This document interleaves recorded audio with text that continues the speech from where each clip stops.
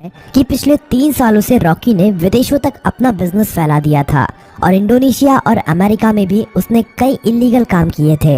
इसीलिए इंडोनेशिया और अमेरिका की सिक्योरिटी फोर्स भी रॉकी को पकड़ना चाहती थी, पर अब रॉकी मर चुका है।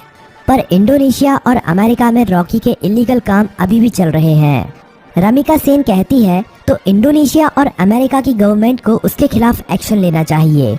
तभी वो ऑफिसर बताता है कि गवर्नमेंट ऐसा नहीं कर सकती, क्योंकि रॉकी ने 1979 से 1981 तक इन 3 सालों के अंदर ही अपने सोने के बिजनेस को काफी बड़ा कर लिया था। विदेशों में भी हजारों लाखों लोग उसके लिए काम करते हैं और खुद गवर्नमेंट के लोग भी उसके साथ मिले हुए हैं। इसीलिए गवर्नमेंट चाहकर भी उसके खिलाफ एक्शन नहीं ले सकती। उसने अपने साम्राज्य को विदेशों तक फैला दिया था। सभी माइनों पर कब्जा होने के बाद रॉकी ने और कई माइनों की खोज कर ली थी और सभी लोगों को उनकी खुदाई में लगा दिया था। रॉकी ने उन सभी माइनों से तेजी से सोना निकाला और इकट्ठा करता गया और बाहर के बड़े बड़े देशों में एक्सपोर्ट करने लगा। रॉकी को विदेशों में खुदाई को और तेज करवा दिया था। दूसरी तरफ से उसने माइन की खुदाई के लिए और सोने की खोज के लिए अमेरिका से कई टेक्नोलॉजी मशीन भी मंगाई थी, जिससे वो जल्द से जल्द इन सभी माइनों का सोना निकालकर इकट्ठा कर सके। रॉकी ने अगले 1 साल के अंदर इन माइनों से इतना सोना निकाला था जितना कि पिछले 20 सालों में भी नहीं निकाला था। दूसरी तरफ रॉकी ने अपने इलाके को एक इंडस्ट्रियल एरिया बना लिया था और माइन में काम करने वाले लोगों के लिए उसने अच्छे घर, स्कूल, कॉलेज, अस्पताल सब कुछ बना दिए थे।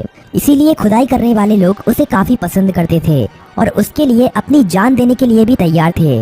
धीरे धीरे करके रॉकी का साम्राज्य बड़ा ही होता जा रहा था। विदेशों में सोने का एक्सपोर्ट करते करते रॉकी की जान पहचान भी विदेशों की सरकार से भी हो गई और सरकारों के कई लोग रॉकी के साथ मिल गए।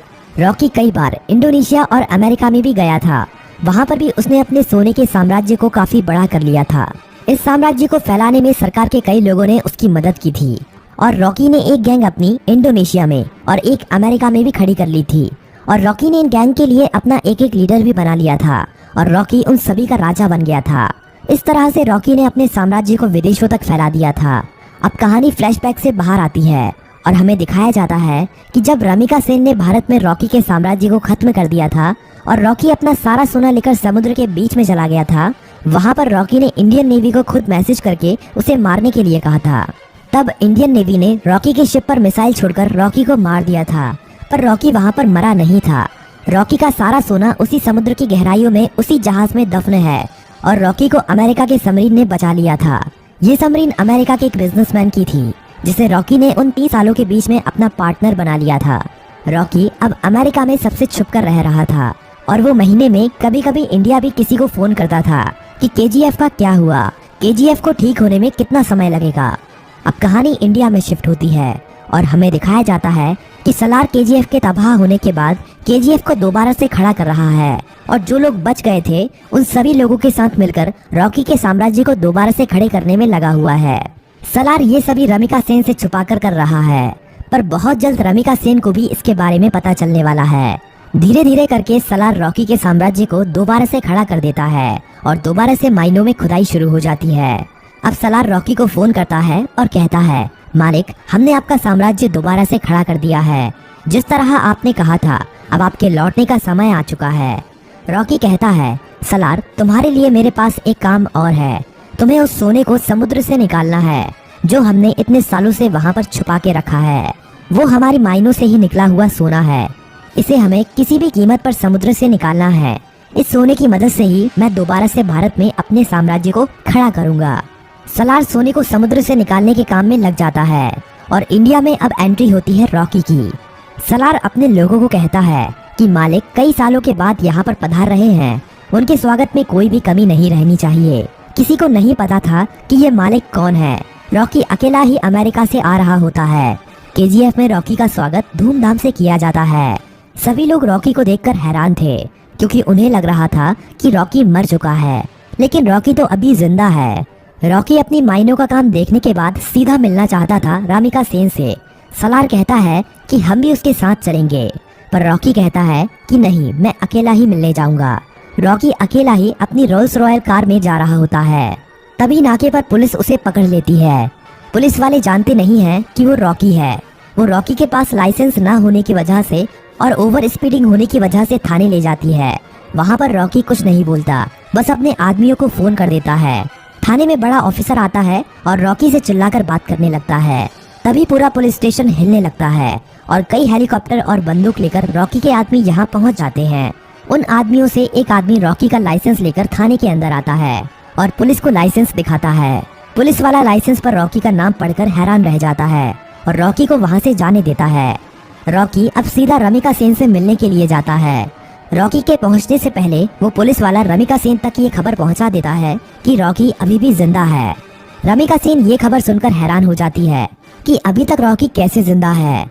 रमिका सेन को ये खबर भी मिल जाती है कि रॉकी के यहाँ आने से पहले किसी ने केजीएफ को दोबारा से खड़ा कर दिया है और केजीएफ से अभी भी खुदाई करके सोना निकाला जा रहा है।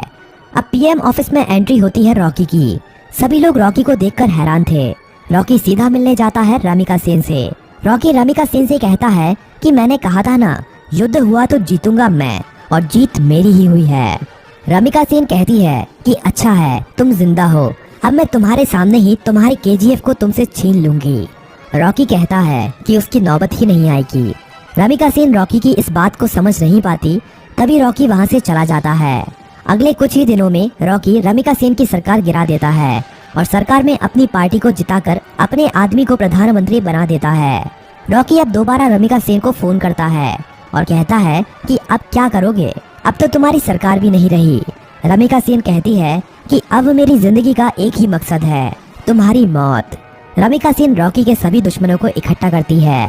रमिका सेन इनायत खली से भी हाथ मिला लेती है और जितने भी रॉकी के देश विदेश में दुश्मन थे सभी को इकट्ठा करके रॉकी को मारने का प्लान बनाती है। रॉकी को मार पाना आसान नहीं था। रॉकी जितना अकेला खतरनाक था उससे ज्यादा खतरनाक उसके गैंग के लोग थे। रमिका सेन को इंडोनेशिया और अमेरिका की गवर्नमेंट से भी सपोर्ट मिलता है, लेकिन रॉकी जानता था कि रमिका सेन उसके केजीएफ को तबाह करने में अपना पूरा जी जान लगा देगी। रमिका सेन जानती थी कि रॉकी को उसके केजीएफ में घुसकर मार पाना अब काफी ज्यादा मुश्किल हो गया है, क्योंकि अब रॉकी ने अपने केजीएफ में मिसाइलों को रोकने के लिए अपने केजीएफ के चारों तरफ रडार सिस्टम और काउंटर मिसाइल रख दी हैं। अब अगर कोई भी उसके केजीएफ के अंदर घुसने की कोशिश करेगा तो वो मारा जाएगा। रमिका सेन जानती थी कि रॉकी को मारने के लिए उसको केजीएफ से बाहर निकालना पड़ेगा और अकेले रॉकी के मरते ही उसका सारा साम्राज्य खत्म हो जाएगा।